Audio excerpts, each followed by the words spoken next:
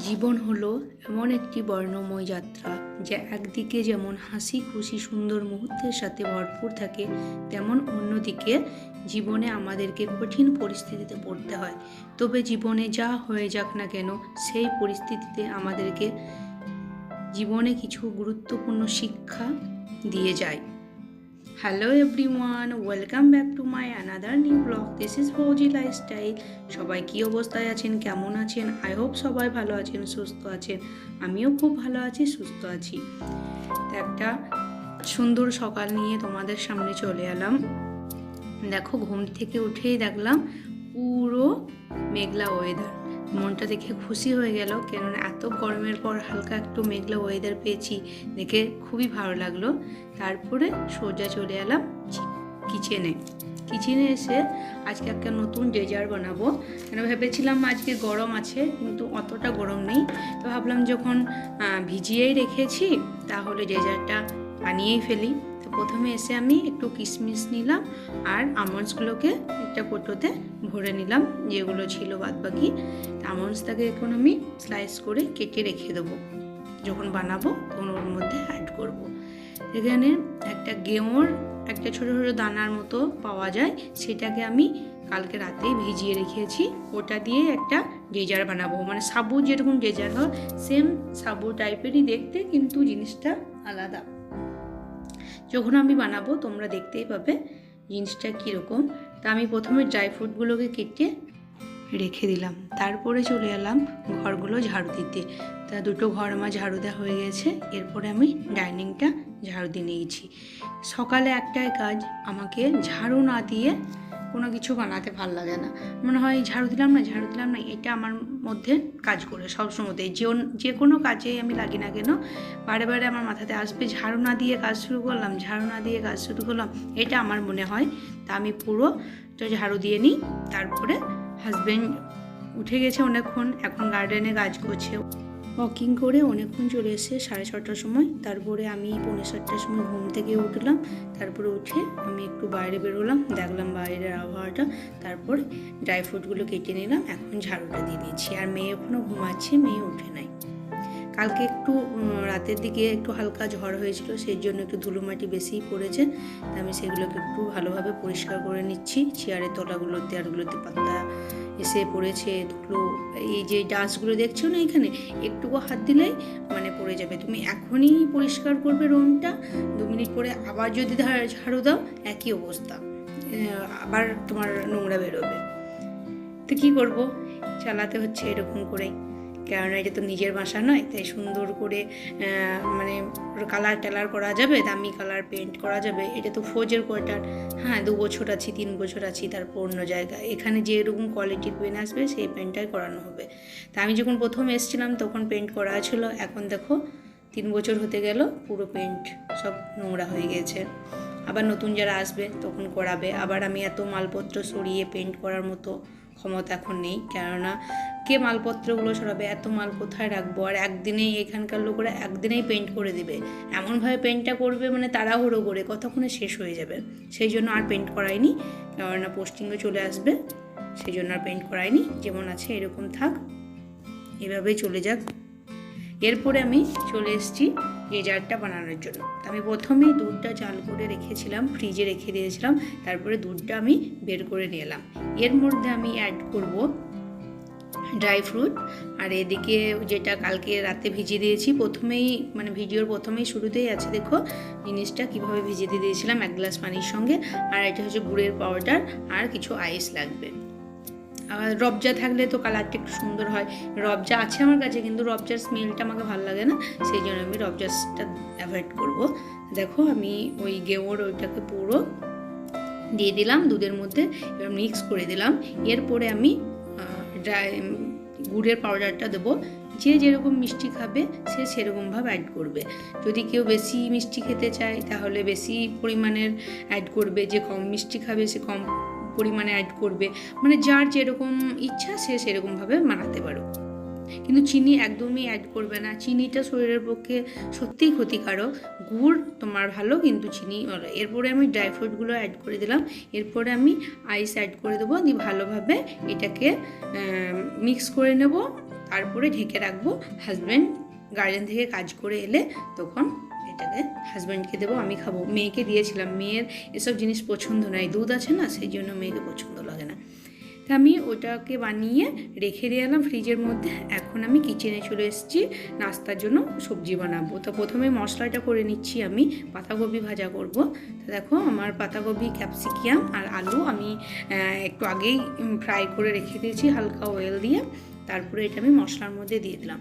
এরকমভাবে ভাজা করলে পরোটার সাথে দারুণ টেস্ট লাগে খেতে, খুবই ভালো লাগে। নামাবার সময়তে ধনের পাতা আর একটু গরম মশলা দিলে না, সবজি মশলা দিলে দারুণ সুন্দর লাগে খেতে। এটা আমি এই ফোজে শিখেছি। আমি এরকমভাবে পাতাকপি বানাতাম না, অন্যভাবে বানাতাম, কিন্তু এখানে এসে এখানে যখন বড়ো খানা হয় বা কোনো প্রোগ্রামে হয় এরকমভাবে ভাজা ভাজা করে ওর সঙ্গে পুরি দেয়, দারুণ সুন্দর টেস্ট লাগে। আরও এর সঙ্গে ফুলকপি, তারপরে তোমার কর্ন, গাজর, বিট, আরও অনেক কিছু সবজি আছে। তোমার হাতের কাছে যেগুলো সবজিগুলো সবসময়তে থাকে সেই সবজি দিয়ে বানালেও কোনো ব্যাপার নাই, টেস্ট তো সেমই আসে। এবার বেশি সবজি দিলে টেস্টটা আরও দ্বিগুণ আসে, দেখে সুন্দর লাগে। তো এখন আমার সবজিটা বসিয়ে দিয়েছি, আর এদিকে আমি ডেজার্টটাকে দুটো গ্লাসে নিলাম, হাজব্যান্ড আর আমি খেয়ে নেব। তো দুজনে মিলে খেয়ে নিলাম, আর তো দারুণ টেস্ট হয়েছে। আজকে প্রথমবার ট্রাই করলাম, খেতে দারুণ সুন্দর লাগলো। মানে 2-2.5 ঘন্টা কোনো খিদে লাগেনি, এতটাই মানে ওটা তো একটা গমের জিনিস, ওটাকে এত সুন্দর খেতে লাগলো কি বলবো। তোমরা যদি এই গরমের দিনে এই ডেজার্টটা বানিয়ে খাও, পুরো মন প্রাণ ঠান্ডা করে দেবে, এতটাই সুন্দর। যেরকম সাবুর শরবত বানাও, এর সঙ্গে তুমি ফ্রুটও অ্যাড করতে পারো, কিন্তু অত হেভি, মানে সাবুটা তো একটু হালকা, কিন্তু এই গেঁয়োটা বিশাল হার্ড, মানে হেভি জিনিস, তোমার পেট ভরে থাকবে। এর সঙ্গে যদি আরও তুমি ড্রাই ফ্রুট অ্যাড করতে চাও, কিন্তু মানে অত সহ্য করা যাবে না। প্রথম হালকা দিয়েই খেতে হবে, হালকা করেই বানিয়ে খেতে হবে। আমি হালকা করে বানিয়ে খেলাম, কিছু ড্রাই ফ্রুট অ্যাড করে। এর সঙ্গে ফ্রুট অ্যাড করে নিই। ফ্রুট অ্যাড করলে, যার কাছে রেসিপিটা আমি শিখেছি সে মানা করলো যে ফ্রুট অ্যাড করবে না, ফ্রুট করলে আরও হেভি হয়ে যাবে জিনিসটা। তারপরে আমি চলে এলাম খাওয়া দাওয়ার পরে তখন পরোটা করতে, মোটামুটি 1 ঘন্টা বাদ আমি পরোটাটা করছি। তো পরোটাটা আমি করে নেবো, কারণ হাজব্যান্ড এখন গিয়েছে চিকেন নিয়ে আসতে, মেয়ে আর হাজব্যান্ড। তা হাজব্যান্ড বলে গেলো আমি এখন কিছু খাবো না, তো আমি পরোটাটা করে রাখি, যদি এসে খিদে লাগে তাহলে খাবে। আর বাইরে হালকা হালকা বৃষ্টি পড়ছে, মানে পরোটা খেলে অতটা ক্ষতি হবে না, কেননা গরমের দিনে খেতে ভালোবাসে না পরোটা। তো আজকে ঠান্ডা ওয়েদার আছে একটু, যদি খায় এটা খাবে, বানিয়ে রাখি, খেলে খাবে, না খাবে তখন ফেলে দিয়ে যাবে। তা আমি এখন পরোটাগুলোকে প্রথমে বেলে নিচ্ছি, তারপরে আমি ওগুলোকে সেঁকে নেব। তো পরোটা একটা আমার ফেভারিট ডিশ, পরোটা আমাকে খেতে খুবই ভালো লাগে, আমার মেয়েরও খুব পছন্দ পরোটা। তবে ডেলি তেলের অয়েলি জিনিস তো গরমের দিনে, কিন্তু আমি তাও হলেও পরোটাটাই বানাই, শুকনো রুটো খুবই কমই বানাই। তো দেখো এদিকে বলতে বলতে আমার সবগুলো পরোটা বেলা হয়ে গেল, এরপরে আমি সেঁকে নেব পরোটাগুলো। তো দেখো গরম হয়ে গেছে, ওর মধ্যে অলরেডি একটা পরোটা দিয়ে দিয়েছি, ওটা হয়ে যাক, তারপরে এক এক করে সবগুলো পরোটা আমি ভেজে নেব। হালকা আঁচে ভাজবো, তাহলে পরোটা সফট হবে। আজকে ওয়েদারটা একটু হালকা মেঘলা মেঘলা দেখাচ্ছে, জানি না পুরো দিন কী হবে। তাহলেও যখন আমি ভয়েস ওভারটা দিচ্ছিলাম রাতে, তখন অনেকটাই গরম পড়েছিল বিকেল দিকে। তো এখানে আবহাওয়ার কোনো বলার নেই, সকালবেলাতে ঝড় হতে পারে, আবার দুপুরে রোদে একবার এমন রোদ হবে গরমে টিকা যাবে না। এই গরমে যাকেই জিজ্ঞেস করছি কেমন আছো দিদি, কেমন আছো, সবাই একই কথায়, গরমে কেউই ভালো নাই। এতটা গরমে কেউ কোনো দিন ভালো থাকতে পারে বলো? এই গরমে বাচ্চা থেকে বড় যাকেই জিজ্ঞেস করবে, গরমে কেউই বলবে না যে আমি ভালো আছি। গরমটা এমনই জিনিস, ঠান্ডাটা তুমি সোয়েটার, ব্ল্যাঙ্কেট সব কিছু চাদর নিয়ে থাকো, মানে তাও পারা যায়, গরম গরম খাবার খাওয়া যায়, অনেক কিছু করা যায়। কিন্তু এই গরমটা এমনই, যতই তুমি ঠান্ডা খাবার খাও, যতক্ষণ খাবারটা খাবে সেই মুহূর্তটা, তারপরে আবার তোমাকে গরমই লাগবে। যতই ফ্যান চালাও, সাইডে একটু বসো, বাইরে গিয়ে হালকা হাওয়া না দিলে তো গরম তো লাগবেই, তাই না? বলতে বলতে দেখো আমার পরোটাগুলো ভাজা হয়ে গেল। এরপরে আমি 6 পিস খেয়েছিলাম আমি, কিন্তু হাজব্যান্ড এসে 1 পিস খেয়েছিল, আমি 2টো খেয়েছি, মেয়ে শায়দ খাইনি, মেয়ে পরোটা বোধহয় খেয়েছে, আমার ঠিক মনে পড়ছে না, পরে খেয়েছে নাকি। 3টে পরোটা বেঁচে গিয়েছিল, আমি বিকেল একটা চা দিয়ে খেয়েছিলাম, আর 2টো তো দেখবো রাতে যদি কেউ খায়, ভালো তো হয়ে আছে, একটু গরম করে দেবো, যদি রাতে খাবে, না খায় ফেলে দেবো। ফেলে বলতে কি এখানে কুকুর আছে অনেক, ওদেরকে দিয়ে দেবো, ওরা খেয়ে নেবে। তারপর আমার রান্নাগুলো হয়ে গেল। ব্রেকফাস্ট করে খাওয়া দাওয়া করে ওই হাতেই আমি পুরো কিচেনটাকে মুছে নিলাম, গ্যাসগুলোও মুছে নিলাম, দেখে একটু সুন্দর লাগছে।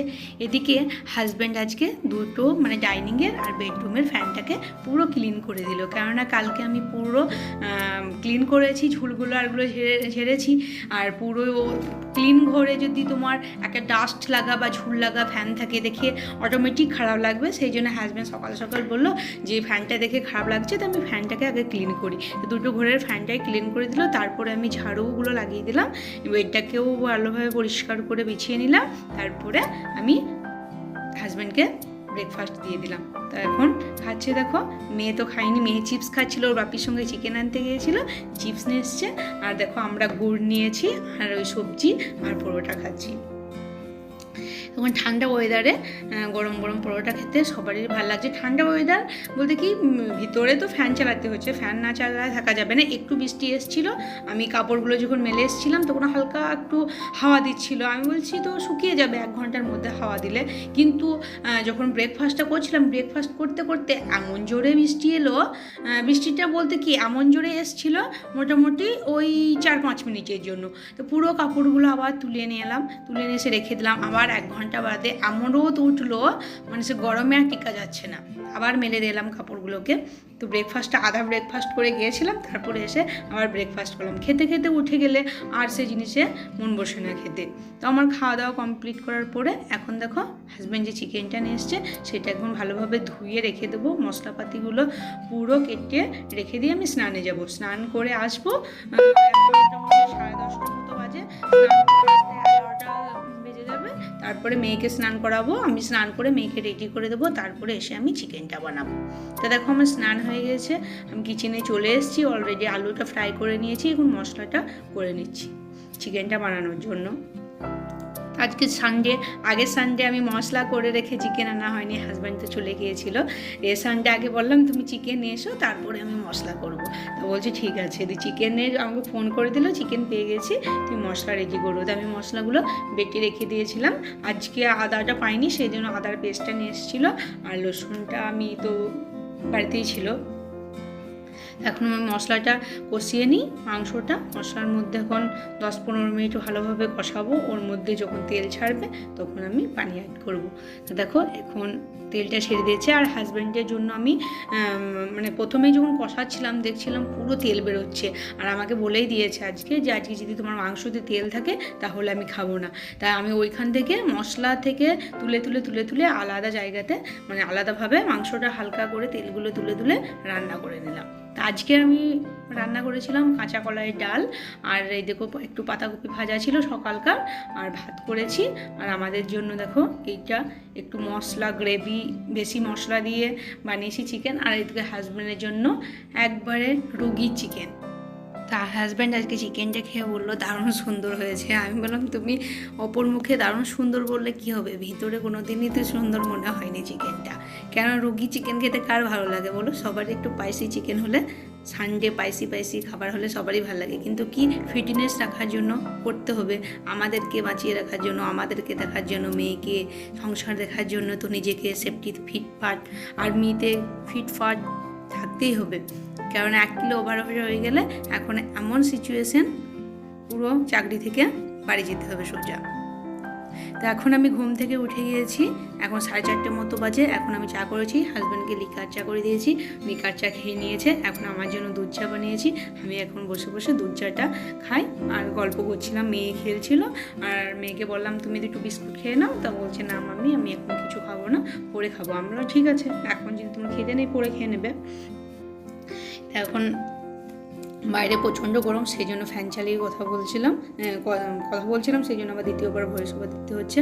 তো আজকের ব্লগটা এখানেই এন্ড করছি। যদি তোমাদের ভালো লাগে থাকে তো like, comment, share and subscribe করো। দেখা হচ্ছে কাল একটা নতুন ভিডিওর সঙ্গে। তো তখন সবাই ভালো থেকো, সুস্থ থেকো, বা